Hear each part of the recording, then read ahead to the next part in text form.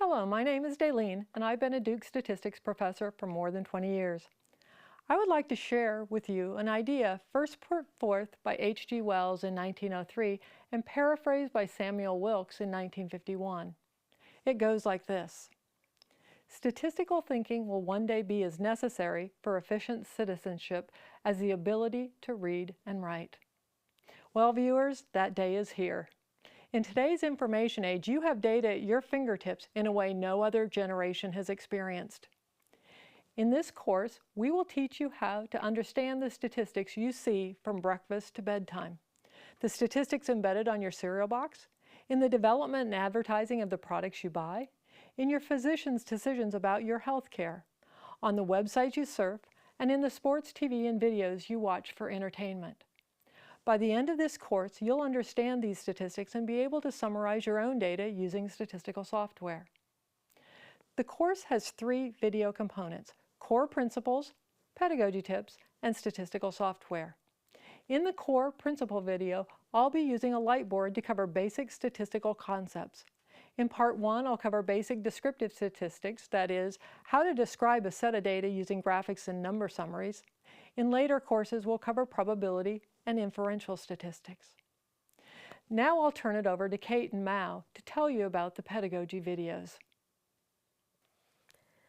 I'm Kate Allman, and I'm an instructor in the program in education. In this course, Daylene and I have worked together to translate the material in her Duke Statistics class to support your teaching of these concepts in the high school classroom. In the course's pedagogy videos, you'll find a collection of tips, activities, and resources that Courtney and Matt, 2 teachers in the Durham Public Schools, and I created to help promote statistical thinking in the classroom. We look forward to hearing from you as you take the course and try some of these activities on your own. Hi, my name is Mao. I've created online applets to help you learn and teach statistical thinking. These applets have 3 key features. First, they're interactive. The applets allow users to investigate data visualization and statistics by clicking, touching, and dragging. Second, they're simple. Each applet showcases a specific statistical concept and comes with questions to focus your exploration. Finally, they're accessible. Even if you don't have a computer, you can view these applets on a smartphone or tablet. In my videos, I'll introduce the features of these applets and demonstrate some ways you can use them to highlight key concepts in statistics. I hope they contribute to your curriculum and your students' learning. Finally, in the data analysis videos, we will be showing you how to apply the core principles to fun data sets using JMP software. Here we have a team of Duke students to assist. Let me introduce you to this part of our team, and each will tell you about the data that they'll use to teach you JMP. Then you may choose to watch from their smorgasbord of data whichever topic is of most interest to you. Hi, I'm Jake Leonard, and you can usually find me watching sports either at the stadium or on TV. To me, sports have always been fascinating real-world examples of statistics. Baseball in particular is a wonderfully quantifiable sport. So much so that it's possible to evaluate players purely on statistics. However, you need to make sure that you're looking at the right stats. It's very easy to be tricked. Case in point, look at these 5 players. Shown next to them are the 3 most popular statistics from 2013 that make up baseball's Triple Crown: batting average, runs batted in, and home runs.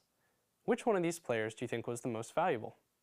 Luckily, there exists an accepted metric that combines a player's total performance into one number called WAR, representing how many more wins the player was worth compared to a bench player. Surprised? These 3 very popular stats are only one small piece of a player's contributions. The player with a 1.8 WAR was Michael Kadire, whose impressive offensive contributions were negated by less impressive defense. We see that, actually, the most valuable player of the group is Joey Votto. So what accounts for his surprisingly high WAR? Joey has a fearsome reputation as a hitter and is very patient. The result is that he walked 135 times in 2013, and many of these walks turned into runs. So think twice before you judge a player as good or bad based on the statistics commonly displayed on TV or at the ballpark. In my videos, we'll use Joey Votto's 2013 season game log to illustrate our study of descriptive statistics. Hi, I'm Jeffrey. How do teens spend their time and what interests them? In my videos, we'll be exploring the longitudinal study of adolescent health, a multifaceted examination of teenage physiological and psychological well-being. Throughout this course, we'll answer questions such as how much sleep does the average teen get, and do teens with hobbies spend less time hanging out with their friends? Through the use of descriptive statistics, we'll examine patterns in the behavior of teens across the United States. Some of the results might surprise you. The use of statistics has been essential in predicting presidential race outcomes, stock market gains, and video games. Hi, I'm Catherine, and yes, statistics is handy when it comes to even video games, as it can help to analyze your everyday gaming questions.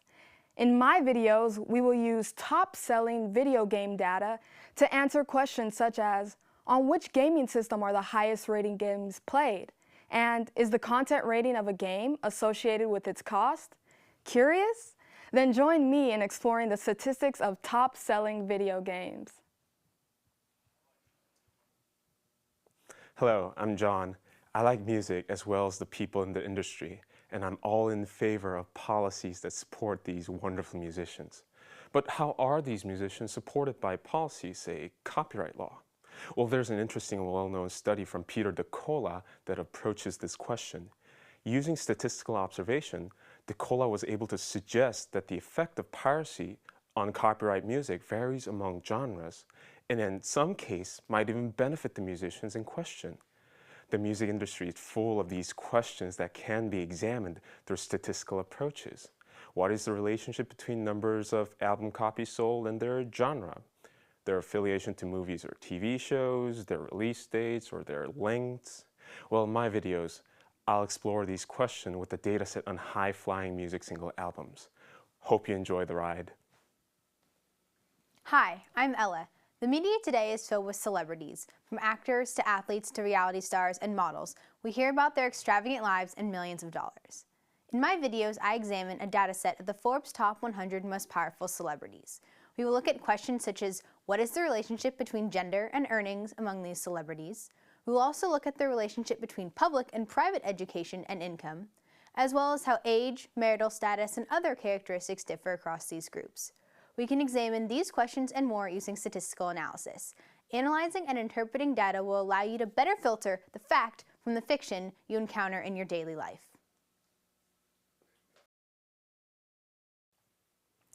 I hope these examples whet your appetite for what's in store in this course. To summarize, Part 1 of this course will cover core concepts, pedagogy, and statistical software for descriptive statistics, the simple graphics and number summaries that are the core building blocks of the statistics you see from breakfast to bedtime. We're here to assist you in learning these concepts and to provide resources that will help you teach others to become savvy navigators of our information age.